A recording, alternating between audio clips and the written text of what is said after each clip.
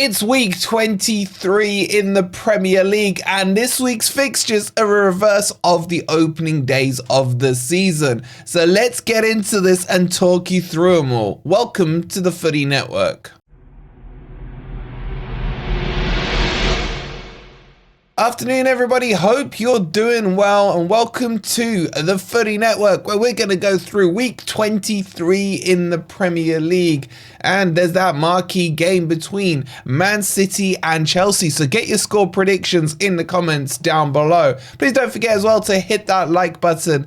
Make sure you're subscribed as well if you are new. And let's jump into the first game. The Amex Stadium will see the first game of the weekend as Brighton will host Everton.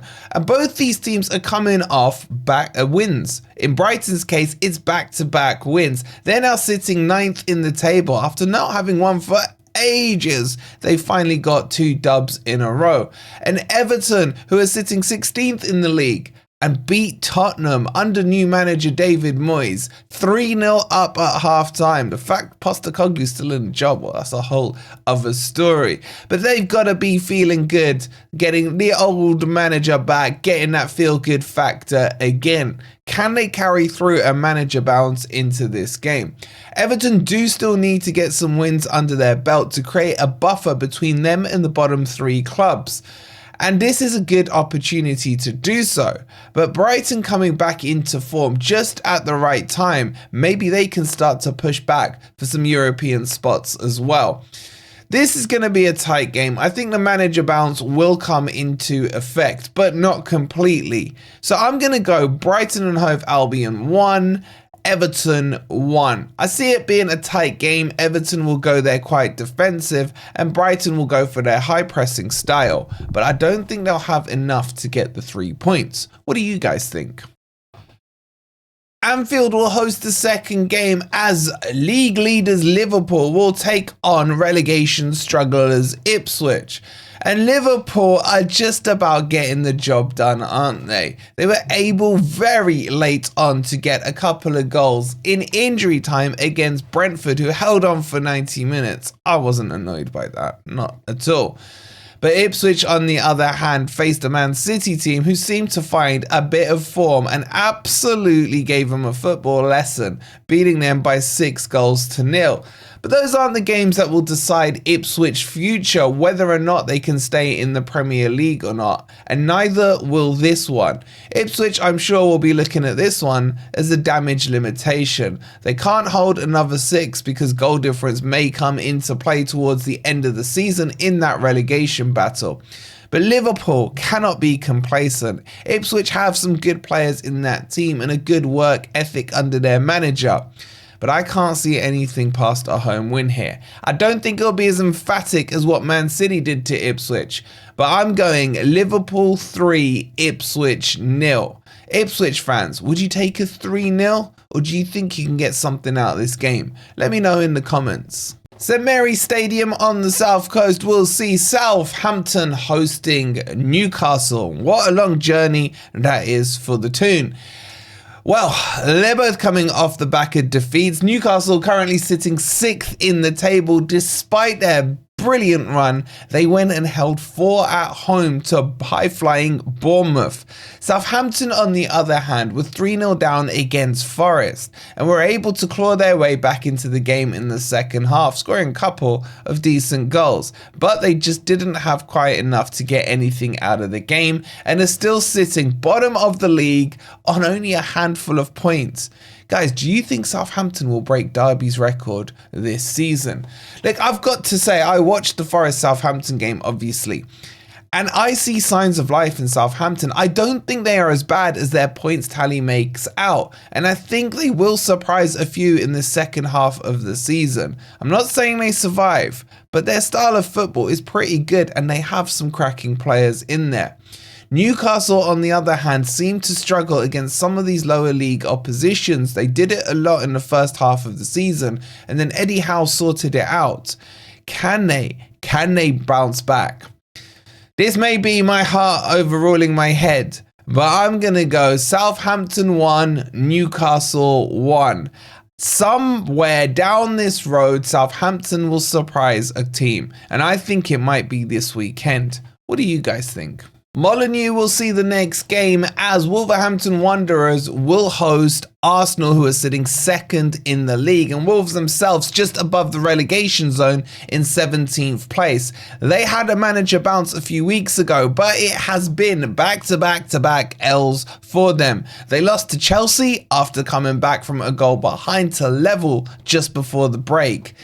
And Cunha is back in that team, and a lot of transfer speculation surrounding him, including to Forest. Arsenal, on the other hand, were 2-0 up and looking very comfortable against Villa, and then blew it all away. Is that their season over in terms of a title charge? Will that derail them? Will they have lost confidence from that game? Or can they dust themselves off and bring it all back on track? I just looking at Wolves right now and thinking, no offense, Wolves, but you are a bit of a one-man team with Cunha. If he performs, you have a chance. But I think Arsenal will be motivated to get things right. So I'm going to go Wolves 1, Arsenal 2. It will be a tight match. Wolves do create a lot of chances. They just don't seem to convert them as much. I think it's an away win. How do you guys feel about it? The Vitality Stadium will see the next game hosting Bournemouth versus Nottingham Forest. And this is a match that, well, as a Forest fan, I gotta say, I absolutely hate. They are our bogey team. I think we haven't beaten them since 2015. Correct me if I'm wrong in the comments. And Forest should have beaten them on the opening day of the season. However, Bournemouth are in scintillating form right now, 7th in the table, undefeated in 10. But taking on a Forest team that equally are in scintillating form, having won 6 in a row, won 7 out of their last 8. This is going to be a very interesting match. Will Bournemouth Stadium be able to withstand any kind of wind this weekend, or will they call this match off? But they are in good spirits, with Kluivert scoring a hat-trick after they beat Newcastle last weekend, and Forest coming through, and yet again Matt Sells pulling out some great saves as Forest beat bottom of the table Southampton. You guys know what I'm going to predict here. It's getting pretty obvious these days. I'm going to go Bournemouth 0, Forest 0. And I actually genuinely think that could be the scoreline on this one. But Forest fans, would you take a point out of this? Or are you still dreaming of a title? And do you need 3 points? Let me know in the comments. The Etihad Stadium in Manchester will see Man City hosting Chelsea. And are Man City back is the question everyone's asking, because Starboy Foden seems to have found some form, and Man City are slowly but surely closing up on at least the top 4, sitting currently in 5th position and no defeats in their last 5 or 6 games. This form is highly and heavily improving. Chelsea, on the other hand, have been stuttering, but we're back on track after they beat Wolves on Monday. This is a repeat of that game from the opening day of the season, where Maresca first took charge of Chelsea and Klopp and Pep basically schooled him. I think City are back. I think we could see City going on a run here and getting W after W after W. I think it's too far back for them to catch Liverpool, but I expect them to be challenging comfortably in the top 4. I'm going to go for a home win. I'm going to go Manchester City 2, Chelsea 0. I just think Man City are starting to show signs of life, and we all know what they're like in the second half of the season. What do you guys think? Will Man City beat Chelsea? Let me know in the comments. The Tottenham Hotspur Stadium will see 2 under pressure managers clash, as Spurs will take on Leicester City.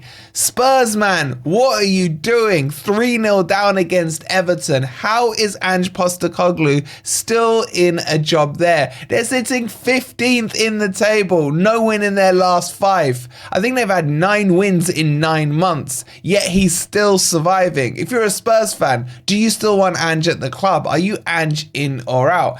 And then Van Nistelrooy at Leicester. Talk about a bad run. 7 L's in a row. Leicester fans are so down about their club right now. Is it the manager's fault? Is it the board's fault? What is going on here? This, though, is a clash of, is it an El Sacico? I don't think so. But if Ange loses, he has to be sacked. I don't think it's acceptable to lose at home to one of the worst teams in the league at the moment. It's got to be a home win, and I think Spurs win this one comfortably. I'm going to go Spurs 4, Leicester 1. Leicester are in huge relegation trouble, and they've bought no one in this January transfer window of significance. And if they're going to survive, they've got a few days to get it sorted out. Do Leicester survive, though? What do you guys think? Let me know in the comments. Selhurst Park in South London will see Crystal Palace hosting Brentford, and Crystal Palace are starting to show some nice form under Glasner. Dare I say they're starting to look like the side from last season, having just beaten West Ham and are back in their comfortable position of 12th in the table. They always feel like they finish 12th each season. In terms of Brentford, their home form has completely dipped, as I predicted. They lost 2-0 to Liverpool. We talked about it earlier on with those late Núñez goals. But can they get back on track? Brentford are currently 11th in the table. They've had a WDL formation, a win, draw and a loss in their last 3. Is that pattern going to repeat, and can they get an away win? Their away form has been atrocious this season. It's one of the worst in the league. And against Palace at Selhurst Park, which is a cracking atmosphere, I have to say, I can't see them winning. I'm going to go for a home win here. I'm going to go Palace 2, Brentford 1. I can see Palace putting a little run together. The team looks good. Mateta doesn't stop scoring, it seems. What do you guys think? Will Palace win this one? Let me know. Villa Park in the Midlands will see Aston Villa hosting West Ham United in the league. And Villa is sitting 8th in the table currently, with a good result against Arsenal last week, coming from 2 goals behind. They should be fine at home, but they need to really start putting a run together if they can dream of challenging for the top 4 positions. West Ham, on the other hand, sitting 14th in the league, having that loss in their last game. 1 win under new manager Harry Potter. Can they go to Villa and upset the odds? I haven't really seen that manager bounce from them. They did face each other in the FA Cup a couple of weeks ago, and even though West Ham took the lead, they ended up losing the match. And I think they will lose this one again. I'm going for a home win here. I think Ollie Watkins will score a couple of goals. So I'm going to go Aston Villa 2, West Ham 1.